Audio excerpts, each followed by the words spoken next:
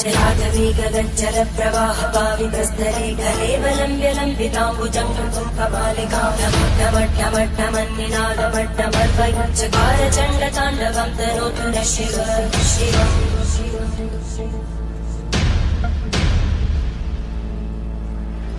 जटाकटाः सम्भ्रमभ्रमन्मलिन्दगज्जन्ति लोलवीचि वल्लरी विराजमानमङ्गलज्ज्वलल्ललाटकट्टव्यापके किशोरचन्द्रशेखरे रतिमिच्छलम्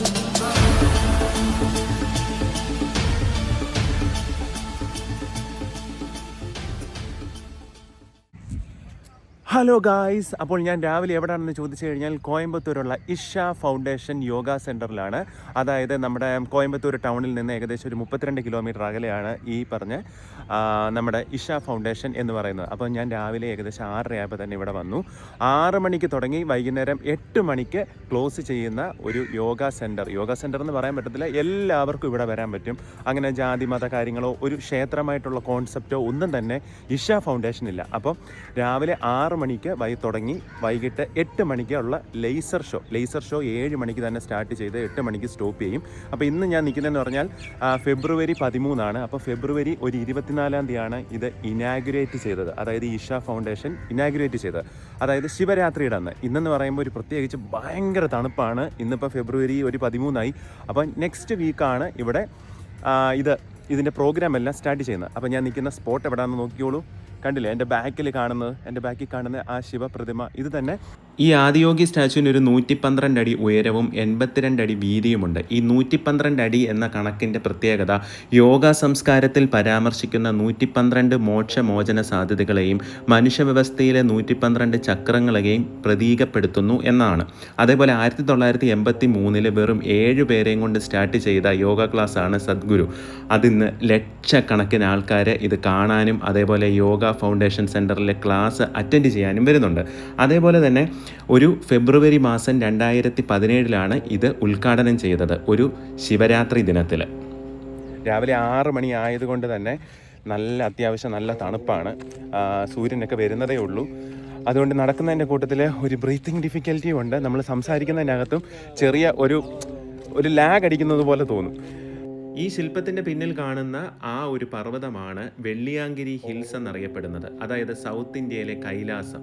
അതേപോലെ ആ പർവ്വതത്തിൻ്റെ ഉള്ളിൽ ഒരു ശിവക്ഷേത്രമുണ്ട്. അങ്ങോട്ടേക്കുള്ള യാത്ര എന്ന് പറയുന്ന ഒരു 1 ഡേ ട്രിപ്പ് തന്നെയാണ്, ട്രക്കിംഗ് ആണ്.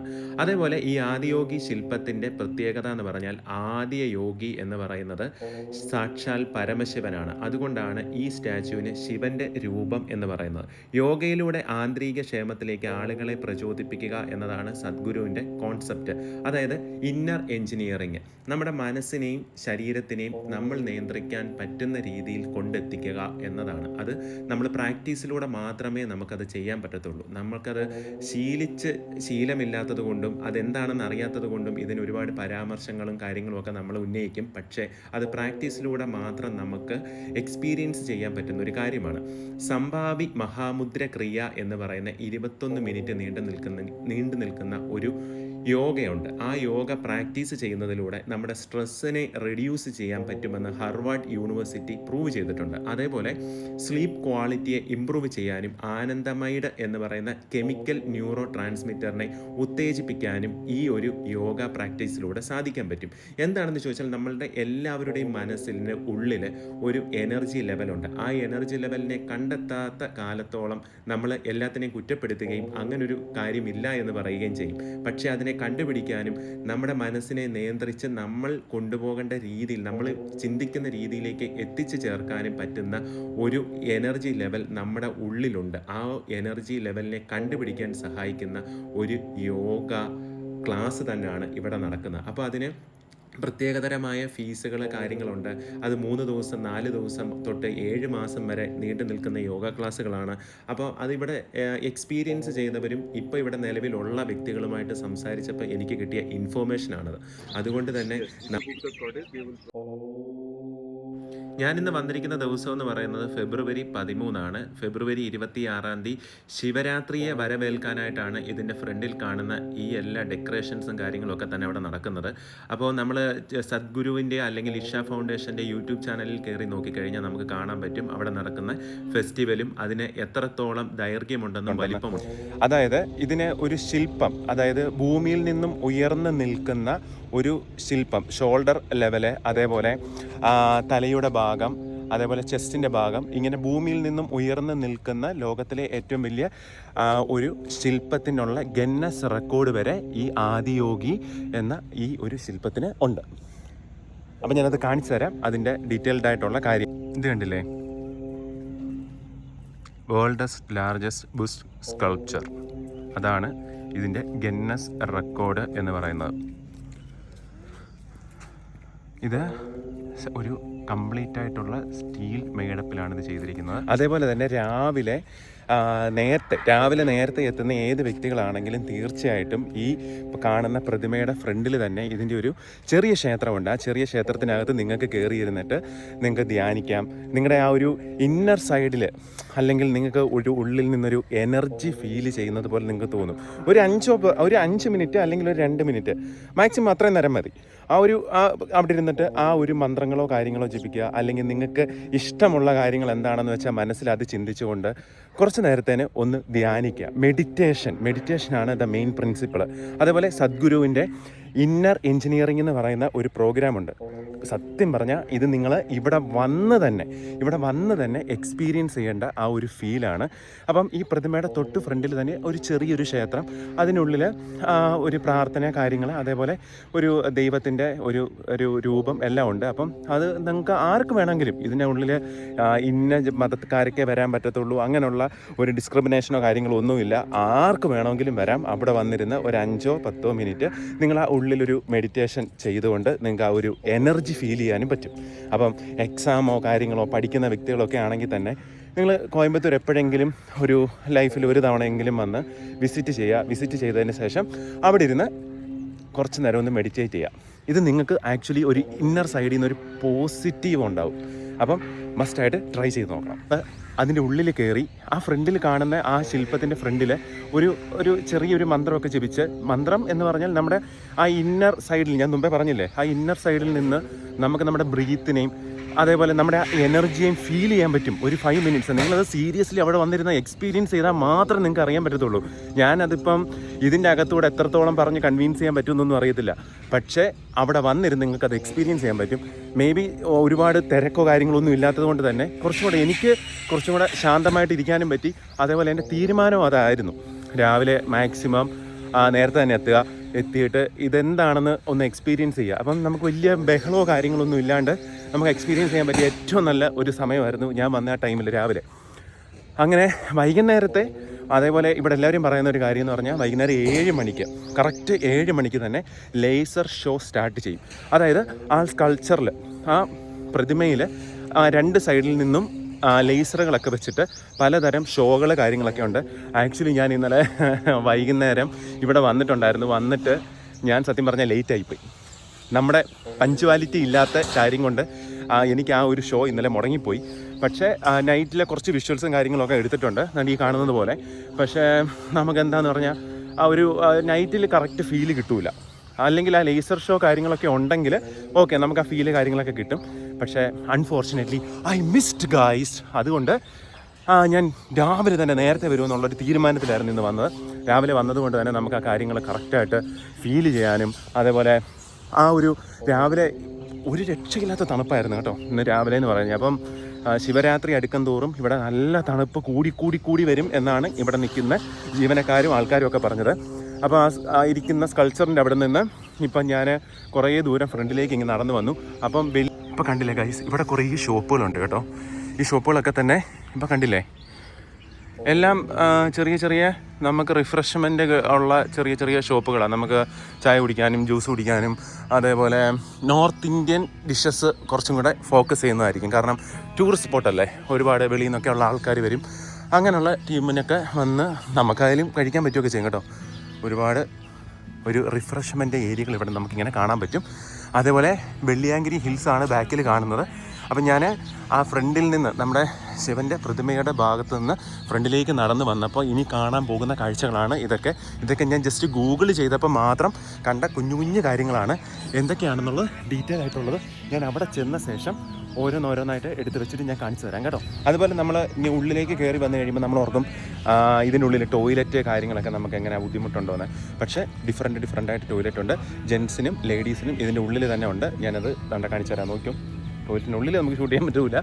പക്ഷേ 2 ടോയ്ലറ്റുകളും നമുക്ക് സെപ്പറേറ്റ് ആയിട്ടുണ്ട്. അതുകൊണ്ട് പേടിക്കൊന്നും വേണ്ട. ഇനി കയറി വരുന്നവർക്ക് ടോയ്ലറ്റ് കാര്യങ്ങളെല്ലാം ഉണ്ട് കേട്ടോ. അതുപോലെ നമ്മൾ എടുത്തു പറയേണ്ട ഒരു കാര്യം എന്ന് പറഞ്ഞാൽ, നിങ്ങൾക്ക് അങ്ങ് ദൂരെ നിന്നൊക്കെ നടന്ന് വരുന്ന ആൾക്കാർ അല്ലെങ്കിൽ നടക്കാൻ ബുദ്ധിമുട്ടുള്ള ആൾക്കാരൊക്കെ ഉണ്ടെങ്കിൽ അവർക്ക് വേണ്ടിയുള്ള പ്രത്യേക കാളവണ്ടികളുണ്ട്. അതെന്ന് പറയുന്നത് നമുക്കിവിടം വരെ നടന്ന് വരാൻ ബുദ്ധിമുട്ടുള്ള ആൾക്കാരുണ്ട്, പ്രായമുള്ളവരൊക്കെ ഉണ്ടല്ലോ. അപ്പോൾ അങ്ങനെയുള്ളവർക്ക് വേണ്ടി ഉള്ള കാളവണ്ടി കാര്യങ്ങളൊക്കെ ഉണ്ട്. അതുപോലെ അതുങ്ങൾക്ക് ഫുഡ് കൊടുക്കുന്ന ഒരു കണ്ടില്ലേ ക്യാറ്റിൽ ഷെൽട്ടർ തന്നെ ഇവിടെ അടിപൊളിയായിട്ടുണ്ട്. അപ്പോൾ ഞാൻ എൻ്റെ വണ്ടി കാര്യങ്ങളൊക്കെ കാണിച്ചു തരാം. ഇപ്പം നമ്മൾ അതിരാവിലെ ആയതുകൊണ്ട് തന്നെ ഇതിൽ നമ്മുടെ കാളയും കാര്യങ്ങളൊന്നും കിട്ടിയിട്ടില്ല. അപ്പോൾ ഈ വണ്ടിയാണ് പ്രായമുള്ള വ്യക്തികളൊക്കെ ആണെങ്കിൽ തന്നെ നമുക്ക് വരാനും കാര്യത്തിനുമൊക്കെ ഈ വണ്ടികളും കാര്യങ്ങളൊക്കെ ഉപയോഗിക്കാം. അപ്പോൾ അതിന് ഫുഡ് കാര്യങ്ങളൊക്കെ കൊടുക്കുന്ന ഒരു സ്പോട്ടായത് കണ്ടില്ലേ. അതേപോലെ നമ്മൾ അവിടെ നിങ്ങൾക്ക് ഇങ്ങോട്ട് കയറി വരുന്ന സമയത്ത് കാണാൻ കിട്ടുന്ന വേറൊരു കാര്യം എന്ന് പറയുന്നത്, ഇപ്പം ആദിയോഗി പ്രതിമയുടെ അവിടെ നിന്ന് നമ്മൾ ഏകദേശം ഒരു 100 അല്ലെങ്കിൽ ഒരു 200 മീറ്റർ നമ്മൾ നടന്ന് മുമ്പിലേക്ക് വരുമ്പോൾ ഇങ്ങനൊരു പ്രതിമ ഇവിടെ നമുക്ക് കാണാൻ കിട്ടും. അതേപോലെ തന്നെ അതിൻ്റെ തൊട്ടടുത്ത് തന്നെ കണ്ടില്ലേ വാല്യുബിൾസ് ഡിപ്പോസിറ്റ് കൗണ്ടർ എന്ന് പറഞ്ഞാൽ, അപ്പോൾ നിങ്ങളുടെ ലഗേജ് ബാഗ് കാര്യങ്ങളൊക്കെ ഉണ്ടെങ്കിൽ നിങ്ങൾക്ക് അവിടെ സൂക്ഷിക്കാനും പറ്റും. നമുക്ക് നല്ല ലൈറ്റിംഗ് ഒക്കെ കിട്ടുന്ന സമയത്തല്ലേ പറ്റൂ.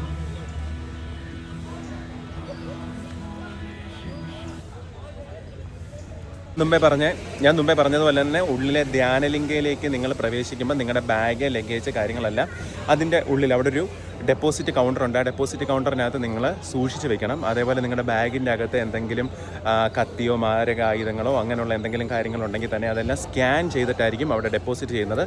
സോ നിങ്ങൾ ആ ബാഗിൻ്റെ അകത്ത് അങ്ങനെയുള്ള കാര്യങ്ങളൊന്നും തന്നെ സൂക്ഷിക്കാതിരിക്കുക. അത് സ്കാൻ ചെയ്ത് കഴിഞ്ഞാൽ അത് കണ്ടു കഴിഞ്ഞാൽ എന്ത് പ്രശ്നമാകും നമുക്കറിയത്തില്ല.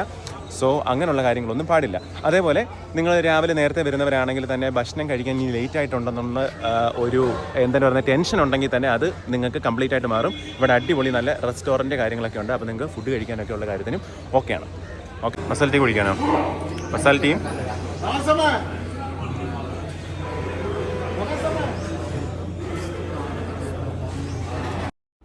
ഇതിനുള്ളിൽ നമ്മൾ കഴിക്കുന്നതിന് മുമ്പ് നമ്മൾ ബില്ലെടുത്തിട്ട് വേണം കഴിക്കാൻ. ഇഷ്ടമുള്ള സാധനം എന്താണെന്ന് വെച്ചാൽ അത് മെനു കാർഡിൽ നോക്കിയിട്ട് നമ്മൾ അവിടുന്ന് പൈസ പേ ചെയ്തിട്ട് ഇവിടുത്തെ കൗണ്ടറിൽ കൊണ്ടുവന്ന് കൊടുക്കുക. അവിടെ നമുക്ക് ചായ ആണെങ്കിൽ അല്ലെങ്കിൽ ഭക്ഷണം എന്താണെന്ന് വെച്ചാൽ കിട്ടും.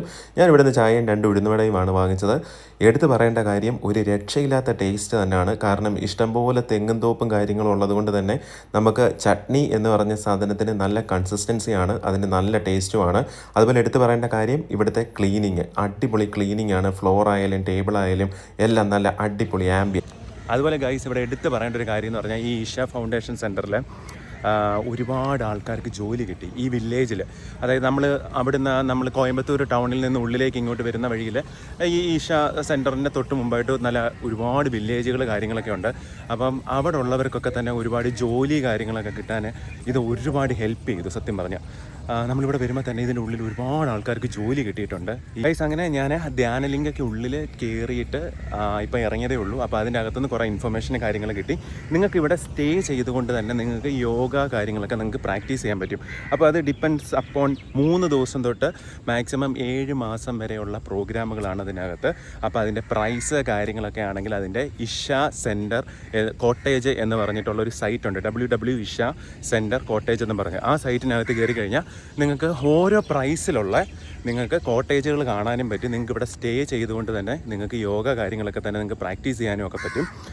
ആക്ച്വലി അത് നിങ്ങൾ പ്രാക്ടീസ് ചെയ്ത് നോക്കേണ്ട ഒരു കാര്യം തന്നെ. കാരണം അത് എക്സ്പീരിയൻസ് ചെയ്ത 2 വ്യക്തികളോട് ഞാൻ സംസാരിച്ചപ്പോൾ കിട്ടിയെന്ന് പറഞ്ഞാൽ, അവർക്ക് മെയിനായിട്ട് രാവിലെ 2 മീൽസേ ഉള്ളൂ. അതായത് മോർണിംഗ് ബ്രേക്ക്ഫാസ്റ്റും ഈവനിങ് ബ്രേക്ക്ഫാസ്റ്റും. അതുപോലെ നൂണിൽ എന്ന് പറയുമ്പോഴത്തേനും ഒരു ജ്യൂസ് മാത്രമേ ഉള്ളൂ അലൗഡ്. ബാക്കിയുള്ള സമയങ്ങളിലൊക്കെ തന്നെ ധ്യാനം കാര്യങ്ങളായിട്ട് നമ്മൾ പോകും. അപ്പം നമ്മൾ വിശക്കുകയോ അതിനെപ്പറ്റി ചിന്തിക്കുകയോ ഒന്നും ചെയ്യത്തില്ല. അതേപോലെ നമ്മുടെ ബോഡി മൈൻഡ്, ഏറ്റവും വലിയ കാര്യം എന്ന് പറയുന്നത് നമ്മുടെ മൈൻഡ് ഭയങ്കരമായിട്ട് ട്രാൻസ്ഫോർമേഷൻ ചെയ്യും. അപ്പോൾ അത് അവർ എന്താണ് പറയുന്നത് എക്സ്പീരിയൻസ് ചെയ്ത കാര്യമായിരിക്കുമല്ലോ. ഈ ശില്പത്തിൻ്റെ തൊട്ട് ഫ്രണ്ട് ഏരിയയിലാണ് നമുക്ക് കാറ് പാർക്ക് ചെയ്യാനുള്ള ഭയങ്കര വിശാലമായ സൗകര്യങ്ങളെല്ലാം. അപ്പോൾ കാറിലാണെങ്കിൽ തന്നെ നമുക്ക് ഫാസ്റ്റാഗ് കാര്യങ്ങളുണ്ടെങ്കിൽ അത് ചെക്ക് ഇൻ ചെയ്ത് നമുക്ക് അവിടെ പാർക്കിംഗ് ചെയ്യാൻ പറ്റും. അതേപോലെ ഈ ശില്പത്തിൻ്റെ ബാക്കിലേക്കാണ് ധ്യാനലിംഗ എന്ന് പറയുന്ന ഒരു മെയിൻ എൻട്രൻസ് ഉള്ളത്. അങ്ങോട്ടേക്ക് പോകാൻ ഒരു 200 മീറ്ററിൻ്റെ ഡിസ്റ്റൻസ് ഉണ്ട്. അങ്ങോട്ടേക്ക് നമുക്ക് ക്യാമറ ഒന്നും നമുക്ക് കൊണ്ടുപോകാൻ പറ്റത്തില്ല. അതുകൊണ്ട് അതെല്ലാം നമ്മൾ ആ ഡിപ്പോസിറ്റിംഗ് കൗണ്ടറിൽ സൂക്ഷിക്കണം. എന്നിട്ട് ഈ ധ്യാനലിംഗയ്ക്കുള്ളിലേക്ക് നമ്മൾ വെയിലായി തുടങ്ങി. അപ്പം വെയിലായി കഴിയുമ്പോഴത്തേനും ആ തണുപ്പൊക്കെ മാറിയിട്ട് നമുക്ക് പതുക്കെ ചൂടടിച്ച് തുടങ്ങും. അപ്പം നമുക്ക് ചൂടടിച്ചതിൻ്റെതായിട്ടുള്ള ക്ഷീണങ്ങളും കാര്യങ്ങളൊക്കെ വരും. അപ്പം as much as early as possible നിങ്ങളിവിടെ വരാനായിട്ട് ശ്രമിക്കണം. അപ്പം വന്നിട്ട് ഈ കാര്യങ്ങളൊക്കെ നിങ്ങൾ എക്സ്പീരിയൻസ് ചെയ്യുക. പ്ലസ് ഇവിടെ സ്റ്റേ ചെയ്തുകൊണ്ട് ഈ കാര്യങ്ങളൊക്കെ തന്നെ പ്രാക്ടീസ് ചെയ്ത് നോക്കേണ്ടവർക്ക് അവിടെ നിൽക്കാൻ പറ്റും. നോൺ AC റൂം എന്തോ ഒരു 850 രൂപ തൊട്ട് സ്റ്റാർട്ട് ചെയ്യുമെന്നാണ് അറിഞ്ഞത്. പക്ഷേ അവിടെ പ്രൈവറ്റ് കോട്ടേജുകൾ AC റൂം 2000 രൂപ തൊട്ടുള്ള സ്റ്റാർട്ടിങ് അവിടെ എഴുതി വെച്ചിരിക്കുന്നത് ഞാൻ ഉള്ളിൽ കയറിയപ്പോൾ കണ്ടത്. അപ്പം നിങ്ങൾക്ക് സ്റ്റേ ചെയ്യണമെന്ന് ആഗ്രഹമുള്ളവർ സ്റ്റേ ചെയ്തുകൊണ്ട് തന്നെ ഇന്നർ എഞ്ചിനീയറിംഗ് പ്രോഗ്രാമിൻ്റെ അകത്ത് നിങ്ങൾക്ക് പങ്കെടുക്കാനും നിങ്ങളുടെ ബോഡി വിത്ത് മൈൻഡ് എല്ലാം തന്നെ നിങ്ങൾക്ക് ട്രാൻസ്ഫോർമേഷൻ ചെയ്യാനും പറ്റും. അപ്പോൾ അത് ലൈഫിൽ വൺസ് ഒന്ന് ട്രൈ ചെയ്യേണ്ട ഒരു കാര്യമാണ്. അങ്ങനെ അപ്പോൾ എനിക്കൊരു തീരുമാനം ഉണ്ടായി, ഇനി ഒരു ദിവസം വന്നിട്ട് അതൊന്ന് എക്സ്പീരിയൻസ് ചെയ്ത് നോക്കണമെന്ന്. അങ്ങനെ ഇന്നത്തെ വീഡിയോ ഞാൻ ഇവിടെ വെച്ച് അവസാനിപ്പിക്കാനായിട്ട് പോവാണ്. അങ്ങനെ ഇഷ ഫൗണ്ടേഷനും അവിടുത്തെ ഡീറ്റെയിൽസ് ആയിട്ടുള്ള കാര്യങ്ങളൊക്കെ അറിഞ്ഞല്ലോ. ഇതൊക്കെ ഞാൻ എക്സ്പീരിയൻസ് ചെയ്ത കാര്യങ്ങളാണ് ഞാൻ നിങ്ങളുമായിട്ട് പാസ് ചെയ്തത്. അപ്പം പുതിയൊരു വീഡിയോയിൽ കാണുന്നതും വരെ ബൈ ബൈ.